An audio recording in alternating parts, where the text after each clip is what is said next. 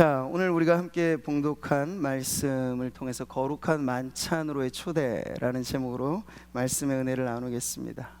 요즘 우리가 살아가고 있는 세상 이래저래 먹거리 문제가 많습니다. 먹을 게 많아도 걱정이고 적어도 걱정이죠. 너무 먹을 게 없으면 빵이 아니면 죽음을 달라, 이렇게 폭동이 일어날 수도 있어요.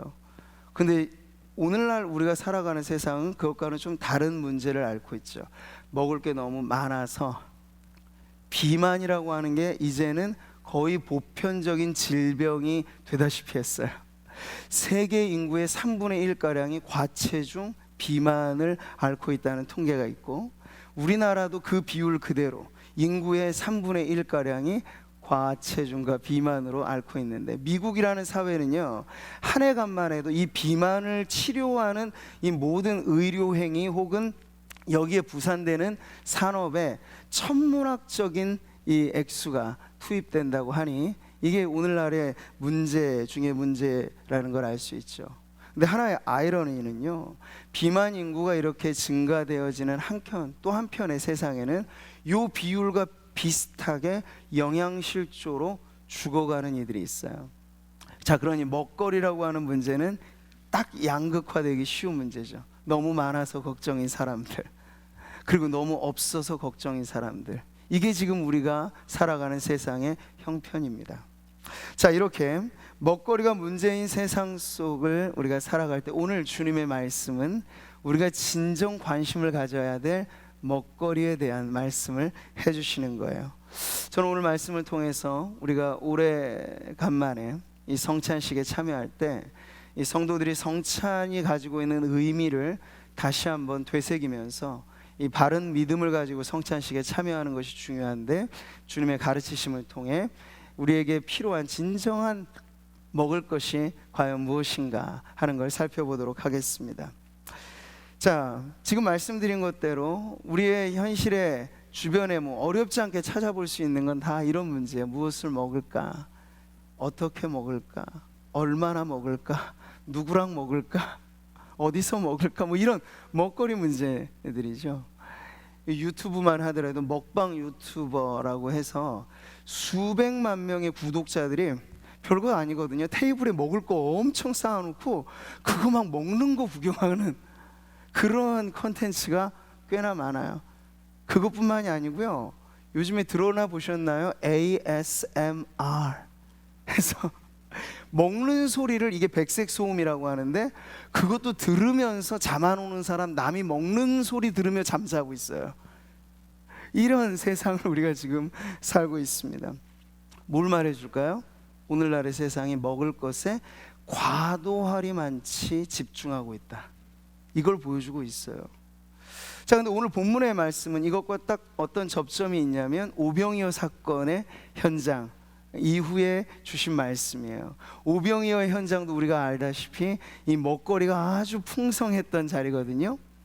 떡 5개 그리고 물고기 2마리, 이게 말이죠, 장정만 5,000명. 그러니 적게 잡아도 한 수만 명 정도 되는 그 많은 사람들을 다 먹이고도 12강주리에 넘게 차게 남아버리는 엄청난 기적의 현장이 바로 오병이어의 사건이었죠.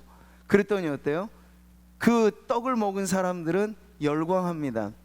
그리고 예수님을 이제 우리의 임금으로 모시자라고까지 이렇게 흥분의 도가니로 몰아가게 되죠. 근데 이런 군중을 보면서 예수님은 이렇게 말씀하셨어요. 같이 한번 읽어볼까요? 너희가 나를 찾는 것은 표적을 본 까닭이 아니요 떡을 먹고 배부른 까닭이로다. 썩을 양식을 위하여 일하지 말고 영생하도록 있는 양식을 위하여 하라. 여러분들, 지금 오병이어의 현장은 이 기적을 누가 일으키신 건가요? 우리 주님이, 예수님이 일으키신 거예요.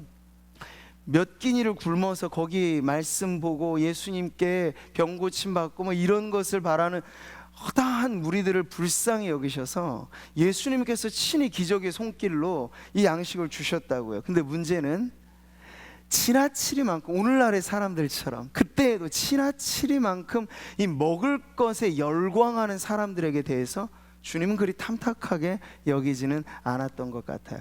왜 그럴까요? 사람이 떡으로만 살 것이 아니요 하나님의 입으로부터 나오는 모든 말씀으로 살 것이라. 우리를 제일 잘 아시는 분이 누굴까요? 우리를 만드신 분이죠. 근데 하나님이 우리를 보실 때 사람은 물론 물질로 이루어졌습니다. 한 끼만 굶어도 꼬르륵 소리가 납니다. 먹을 것은 필요합니다. 그런데 그런 먹거리만 가지고 살 수는 없다는 거예요. 이게 주님이 우리를 지으신 창조자 하나님이 하시는 말씀이에요. 그런데도 사람들은 떡만으로 만족하려 합니다. 여기 떡이라고 하는 것은 이 물질의 세상의 모든 걸 포함하고 있는 거죠. 눈에 보이고 손에 잡히고 우리가 이 보이지 않는 숭고하고 아름다운 가치와 대비되어지는 그런 물질 만능주의적인 이 사고방식까지를 다 포함한, 그들에게 주님이 따끔하게 말씀하시는 거예요. 썩을 양식을 위해서 살지 말아라. 주님은 썩을 양식과 그러면 대비되어지는 아주 새로운 양식을 말씀하셨어요. 그것이 바로 영생하도록 있는 양식입니다. 오늘 본문에서 우리가 읽은 것으로 보면 하나님의 떡이라고 말씀하셨죠. 자, 그랬더니 사람들은 또 다짜고짜 밑도 끝도 없이 이렇게 말해요. 주여, 이 떡을 항상 우리에게 주소서. 이 떡이 무엇인지 그들이 알아서 한 말이 아니야. 그냥 떡이라고 하면 그들은 어쨌든 달라부터 시작하는 거죠. 요한복음 4장에 보면 비슷한 사건이 있어요. 사마리아 우물 곁에서 예수님께서 물 기르러 온 여인에게 하신 말씀, 내가 주는 물은 영생하도록 솟아나는 샘물이 된다. 근데 주님이 이 우물에서 길러내는 물과는 다른 물을 말씀하신 건데 이 사마리아 여인은 그 정체가 뭔지는 몰라. 어쨌든 이 물 달라고, 주여 그런 물을 내게 주사. 목마르지도 않고 또 여기 물 기르러 오지도 않게 하옵소서. 다른 사람 눈총을 피해서 이렇게 떼약볕에 물 기르러 오는 수고 좀 덜어볼까 해서 그 물 달라고 하는 게 이 땅의 사람들의 수준인 걸 보여주는 거죠. 근데 주님은 이런 것과는 전혀 다른 차원의 양식을 말씀하신 거예요. 예수께서 이르시되 나는 생명의 떡이니. 여러분, 이 양식, 예수님은 자신에게 대하여 생명의 떡이라고 말씀하셨어요. 전체 본문에서 보면 광야 시대에 모세의 지도력 아래 하나님께서 주신 특별한 양식과 비교되죠. 이게 바로 만나라고 하는 건데 예수님은 그것과도 다른 특별한 양식으로서 예수님 자신을 소개하십니다. 여러분, 여기서 참된 양식이라고 해서 예수님의 이 자신을 말할 때 이것은 뭘까요? 이게 참된 생명이라고 말씀하셨을 때 그 생명 역시도 우리가 코로 호흡하는 생명하고 다른 생명을 말하는 거예요. 네. 주님 자신을 우리가 우리의 생명으로 얻는다는 건 우리를 위하여 십자가에서 자신을 온전히 내어주신 그 주님의 생명값으로 우리를 구속하신, 우리를 사심받으신, 우리를 구원하신 그 구원의 생명인 줄 믿습니다. 같이 한번 읽어보죠. 나는 하늘에서 내려온 살아있는 떡이니 사람이 이 떡을 먹으면 영생하리라. 내가 줄 떡은 곧 세상이 생명을 위한 내 살이니라. 바로 이 말씀이죠. 니고데모하고 대화를 나누시는 3장에서 보면 주님은 거듭남에 대해서 말씀하셨어요. 그랬더니 이 니고데모 학식괴나 있는 사람이거든요. 근데 이 말 자체를 못 알아들어요. 그래서 한다는 소리가 두 번째 모태에 들어갔다가 날 수 있사옵나이까 이렇게 묻는 거죠. 그러니까 도무지 이 세상의 과학 법칙, 우리가 어렸을 때부터 배우는 생물학, 유물론 뭐 이런 것들만 머릿속에 박혀 있으면요, 예수님의 이 영적인 진리가 도무지 이해가 안 되는 거예요. 근데 주님은 육적인 출생과는 다른 영적인 출생에 대해서 말씀하신 거죠. 오늘 양식도 지금 그런 내용이에요. 그랬는데도 여전히 그 절대 다수의 군중들은 한다는 소리가 이런 거예요. 이 사람이 어찌 능히 자기 살을 우리에게 주어 먹게 하겠느냐, 이런 오해가 드는 거죠. 예수님이 자신의 몸을 생명의 떡이라고 하니 이런 오해가 생기는 거예요. 자, 실제로 기독교 초대교회 때 성찬식은 그때로부터 유래해서 지금까지 오게 되는데, 기독교 진리를 알지 못하는 사람들은 이 기독교인들이 모여서 성찬식이라고 하는 걸 하는데 거기 가만히 듣자 하니 이 내 살을 먹어라, 내 피를 마셔라 막 이런 소리를 하니까 이들이 모여서 식인 이 문화를 지금 만들고 있다라는 이상한 소문이 퍼지기까지도 하였어요. 그러니까 참된 양식으로서 예수님의 몸, 살, 이것이 어떤 의미를 갖고 있는지 믿음 없는 사람들은 도무지 알 길이 없는 거죠. 예수님께서는 육신의 양식과는 다른 이 영적인 양식에 대해서 지금 말씀하고 계신 것이고, 이것이야말로 인간이 인간답게 살아가는 데 있어서 가장 중요한 양식이라고 말씀하시는 거예요. 사람답게 산다는 건 떡으로만은 안 되고, 주님이 우리에게 공급해 주시는 이 영적인 양식까지를 우리가 받아 먹어야 하나님의 형상대로 살아가는 그런 존귀한 하나님의 백성이 되는 줄 믿습니다. 자, 이것이 바로 오늘도 우리가 참여하게 될 성찬식의 가장 근본된 의미입니다. 여러분, 우리가 음식을 섭취한다는 건 뭔가요? 그 음식은 먹은 게 그 형질 그대로 우리 몸 안에 있으면 소화불량이죠. 없어져야 돼요. 먹으면 쌀알갱이 하나 그대로 남아있으면 안 돼요. 피가 되고 살이 된다는 말은 완전히 흡수되는 걸 말하죠. 그러니까 예수님께서 내 몸을 너희가 먹어라, 내 피를 마셔라 라고 하는 이 비유적인 표현은 예수님과 우리 사이가, 우리가 예수님을 믿노라 말했을 때 그것은 마치 음식을 먹어 완전히 섭취해서 그 양식이 내 몸의 일부가 되듯, 주님과 나 사이에 전혀 차이 거리가 없이 나는 주님 안에, 주님은 내 안에. 우리가 지난주에 이 세례식, 기독교 성례식은 딱 두 가지예요. 세례식과 성찬식인데, 세례도 그렇거니와 성찬도 마찬가지. 가장 그 중심의 핵심은 주님과 내가 하나가 된다는 그리스도와의 연합의 신비가 바로 이 성찬의 예식에 있는 가장 큰 은혜인 줄 믿습니다. 최후의 만찬 석상에서 예수님 하신 말씀 같이 한번 읽어볼까요? 예수께서 떡을 가지사 축복하시고 떼어 제자들에게 주시며 이르시되 받아서 먹어라, 이것은 내 몸이니라 하시고. 여러분, 지금 우리가 지금 성찬상을 대하고 있는 것처럼 그때 그 상황, 예수님 잡히시기 전날, 그 마지막 최후의 만찬을 제자들과 나누시는 자리예요. 거기엔 떡이 있고 거기엔 포도주가 있겠죠. 떡은 떡이고 예수님의 몸은 예수님의 몸이에요. 서로 전혀 같은 접점이 없는데 주님이 말씀하시는 거예요. 그 특별한 떡에 대해서. 이게 아무런 떡을 말하는 게 아니에요. 제자들과 모여 예수님이 친히 집례하신 그 마지막 만찬, 주의 만찬이라고 부르는 그 자리에 있는 떡에 대하여 말씀하시는 거예요.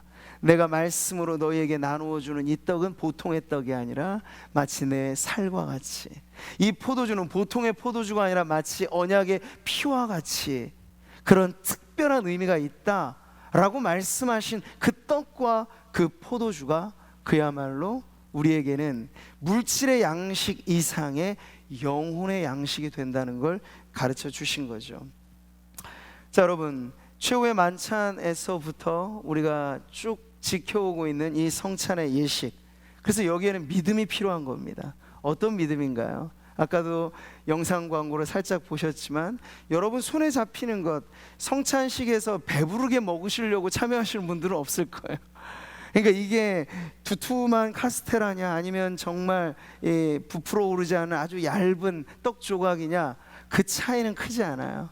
우리의 배를 불리기 위해서 참여한 게 성찬이 아니고 이 안에 깃들어 있는, 이것은 내 몸이다, 이것은 내 피다 말씀하신 예수님의 말씀으로 인해 거룩해진 이 성찬의 예식은, 그래서 믿음으로 참여할 때야만이 영혼의 양식을 누리게 되는 복된 자리인 줄 믿습니다.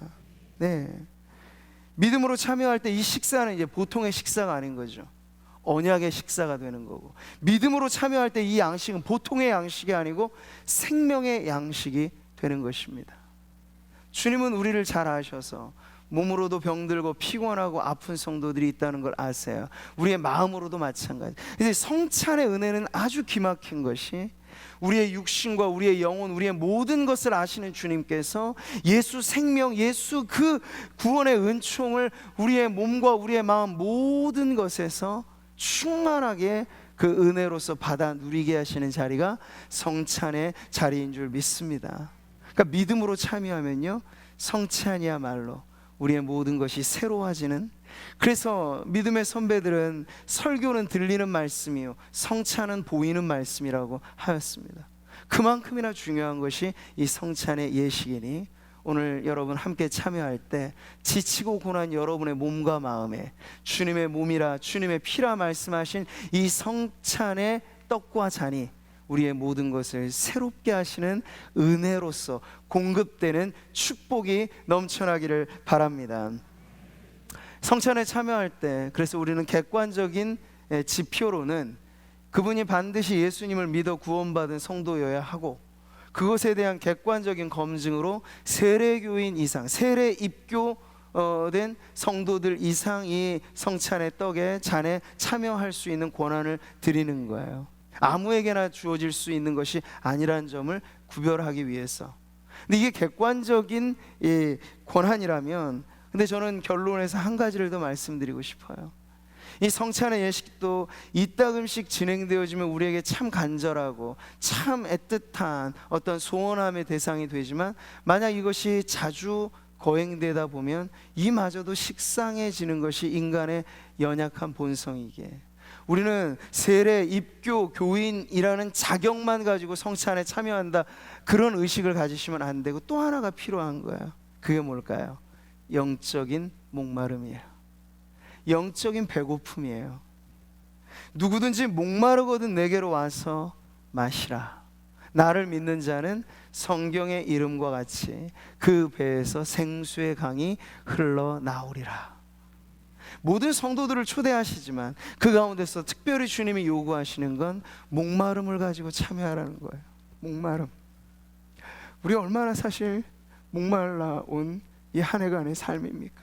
이 코로나19가 도대체 뭐길래, 지나와 보면 그렇잖아요. 서서히 문제가 완화되면 아무런 일 없었던 듯이 이렇게 모이고 함께하는 성도들인데, 그 질병, 전염병의 문제에 꽉 우리 모두가 잡혀, 아니 교회만의 문제가 아니라 온 세상이 붙들려 이렇게나 힘든 나날을 보내오면서 우리는 깨닫습니다. 하나님, 인간이 본디 진토와 같이 이 연약한 인생일 뿐이군요 하는 것을 깨달으면서 우리 어렵게 걸어온 이 한 해를 돌아볼 때 우리가 성찬상에 다시 참여한다는 건 얼마나 귀한 은혜인지 모릅니다. 그러니 성도들 안에 기다리고 사모하는 이 거룩한 예식에 대한 목마름을 갖고 참여하시면 주님의 말씀하신 약속 그대로의 은혜가 목마른 성도들을 채워주실 줄 믿습니다. 같이 한번 읽어보죠. 의에 줄이고 목마른 자는 복이 있나니 그들이 배부를 것이며. 아무나 배부르다고 말씀하지 않으세요. 의에 줄이고 목마른 자. 오늘 말씀의 35절의 결론도 그런 말씀이죠. 한 번 더 읽겠습니다. 예수께서 이르시되 나는 생명의 떡이니 내게 오는 자는 결코 줄이지 아니할 터요 나를 믿는 자는 영원히 목마르지 아니하리라. 할렐루야.